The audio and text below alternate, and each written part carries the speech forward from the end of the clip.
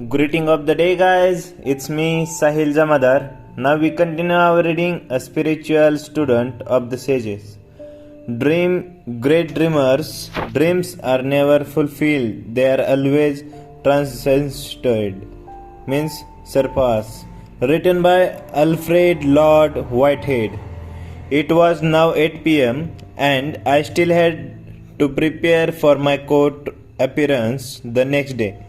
Yet, I was fascinated by the experience of this former legal warrior who had dramatically transformed his life after meeting and studying under these marvelous sages from India.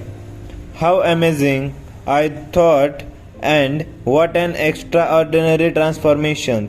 I secretly wondered whether the secrets Julian had learned in that far off mountain hideaway could so elevate the quality of my life and replenish my own sense of wonder for the world we live in. The longer I listened to Julian, the more I came to realize that my own spirit had become rusty. What had happened to the uncommon passion I brought to everything I did when I was younger? Back then, even the simplest of things filled me with a sense of joy. Maybe it was time for me to really invent my destiny.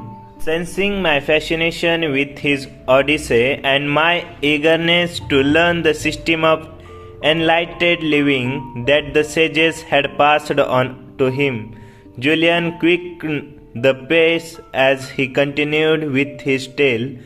He told me how his desire for knowledge, coupled with his sharp intellect, refined through many years of battles in the courtroom, had made him a well-loved member of the Shivana community. As a mark of their affection for Julian, the monks eventually made him an honorary member of their band and treated him like an integral part of their extended family.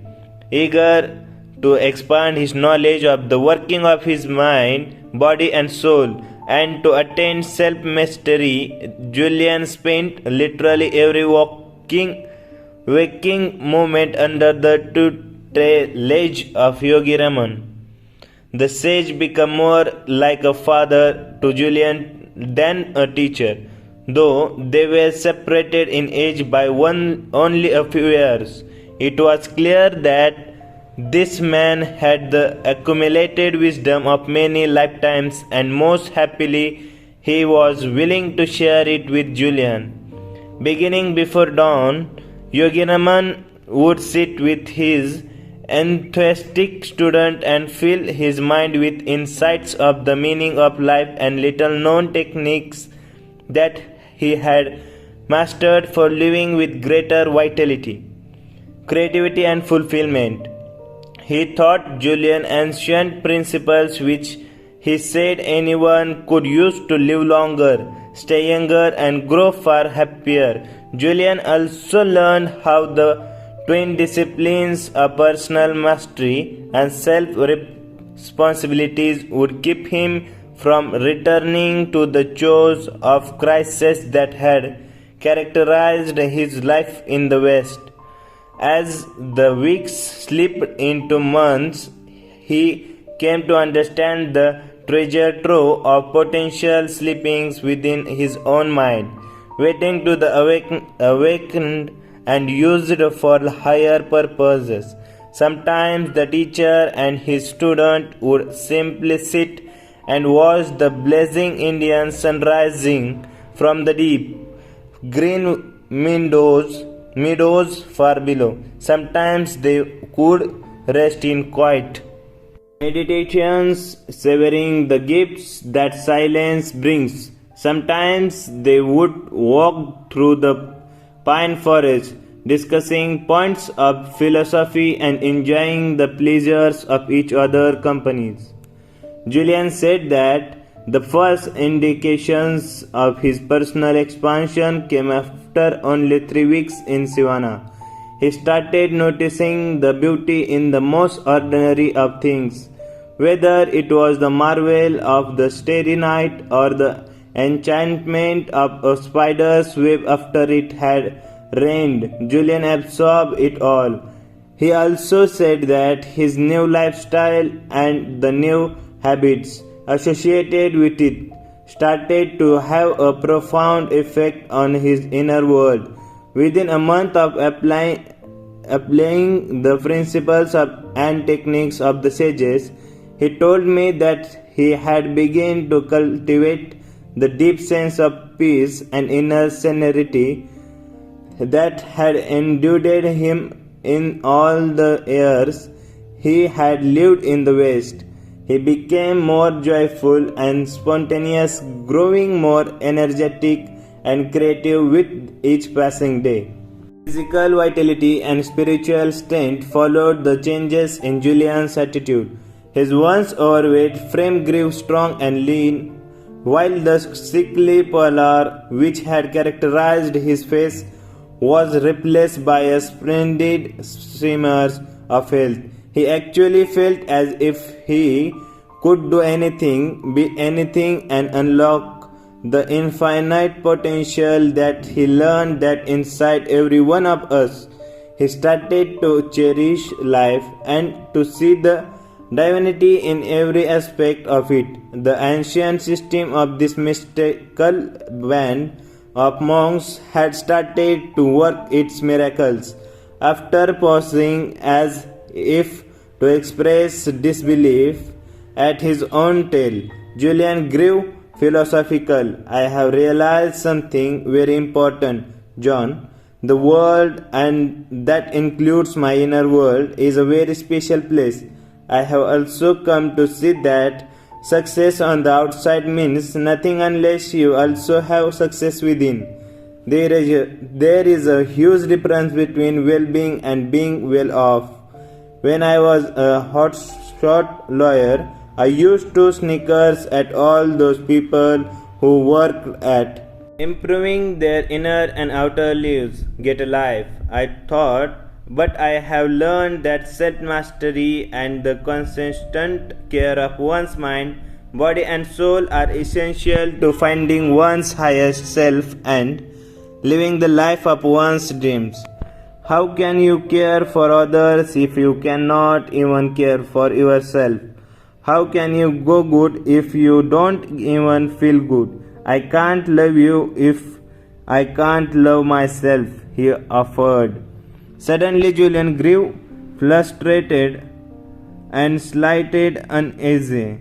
I have never opened my heart to anyone like this before. I apologize for this, John. It is just that I experienced such a catharsis up in those mountains, such a spiritual awakening to the powers of the universe, that I feel others need to know what I know. Noticing that it was getting late, Julian quickly told me he would take his leave and bid me adieu. You can't leave now, Julian. I am really pumped to hear the wisdom you learned in the Himalayas and the message you promised your teacher you would bring back to the West. You can't leave me in a suspense. You know I can't stand it. I will be there. I will be back, return assured, my friend. You know me, once I start telling a good story I just can't stop. But you have your work to do, and I have some private matters that needs to be taken care of. Just tell me one thing then. Will the methods you learned in Shivana work for me? When the student is ready, the teacher appears, came the swift reply. You, along with so many others in our society, are ready for the wisdom I know I now have the privilege of holding. Every one of us should know the philosophy of the sages. Every one of us can benefit by it. Every one of us must know of the perfection that is their natural state. I promise I will share their ancient knowledge with you. Have patience. I will meet you again tomorrow night, this time at your house. then I will tell you all that you need to know to put far more living into your life. Is that fair? Yeah. I guess if I have done without it all these years, waiting another 24 hours won't kill me. I responded with disappointment. And with that, the master litigator turned enlightened yogi of the East was gone, leaving me with a mind full of unanswered questions and unfinished thoughts. As I sat in my office quickly, I realized how small our world really was. I thought about the vast pool of knowledge that I had not even begun to dip my fingers into. I thought about how it might feel to regain my own zest for living and about the curiosity I had when I was younger. I would love to feel more alive and to bring unbridled energy to my days. Maybe I too would leave the legal profession. Maybe there was a higher calling for me as well. With these weighty considerations on my mind, I turned out the lights, locked the door to my office, and walked out into the thick heat of another summer night.